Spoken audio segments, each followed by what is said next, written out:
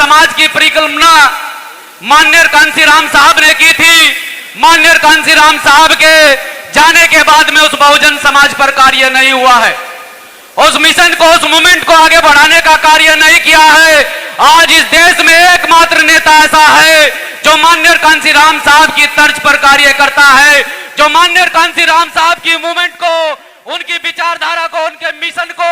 आगे बढ़ाने का काम कर रहा है, जिस नेता का नाम चंद्रशेखर आजाद है। जो नेता पूरे देश में, चाहे वो किसी भी प्रदेश, किसी भी जिले का मामला हो, जो नेता अपनी बेबाकी से बात रखता हो इस सामंती सरकार के सामने, जो सरकार आज पूरी तरह से आप लोगों पर शोषण अत्याचार करने पर उतारू है,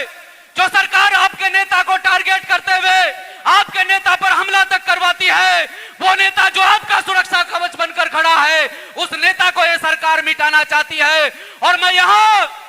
धामपुर के अंदर नगीना लोकसभा के लोगों को कहना चाहता हूं कि तुम अपना दम दिखा दो, अपना जोर दिखा दो इस सामंती सरकार को, जो सरकार चंद्रशेखर आजाद को मिटाना चाहती है। तुम उस सरकार को यहां से मिटा देना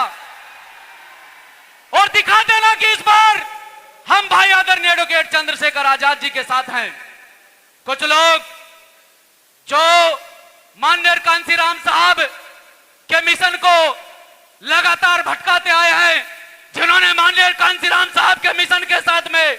सौदा किया है, उनके मिशन को गिरवी रखा है। आज वो भाई चंद्रशेखर आजाद को कमजोर करने के लिए आप ही के गृह जनपद में दूसरी रैलियों का आयोजन करते हैं। अरे मैं कहना चाहता हूं आप लोगों को कि थोड़ी देर में आपके बीच में आपके महबूब नेता आदरणीय एडवोकेट चंद्रशेखर आजाद पहुंचने वाले हैं। और मुझे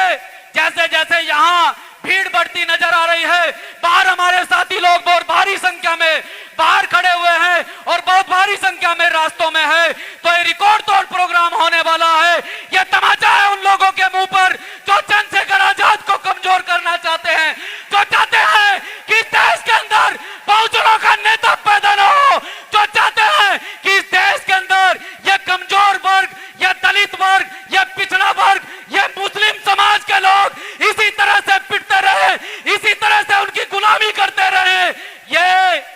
जो आपके बीच में अभी थोड़ी देर में नेता आने वाले हैं, वो नेता आपको कमजोर नहीं होने देंगे, क्योंकि जिनके नेता कमजोर होते हैं उनके कार्यकर्ता खुद में खुद कमजोर हो जाते हैं, और जिनके नेता कमजोर नहीं होते हैं उनके कार्यकर्ता खुद में खुद ताकतवर हो जाते हैं।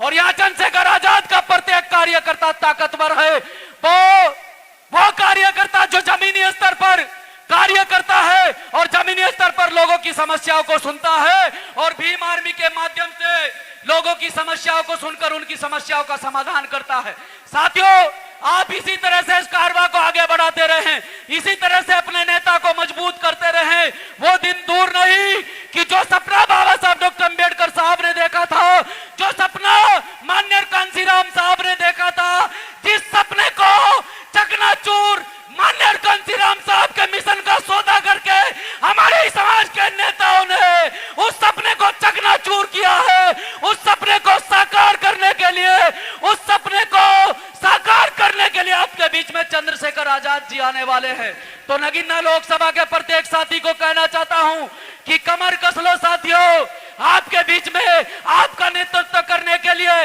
नगीना लोकसभा सीट से आपके हकों की आवाज उठाने के लिए एक मजबूत साथी आजाद समाज पार्टी भीम आर्मी की ओर से आ रहा है। जय भीम, जय भारत।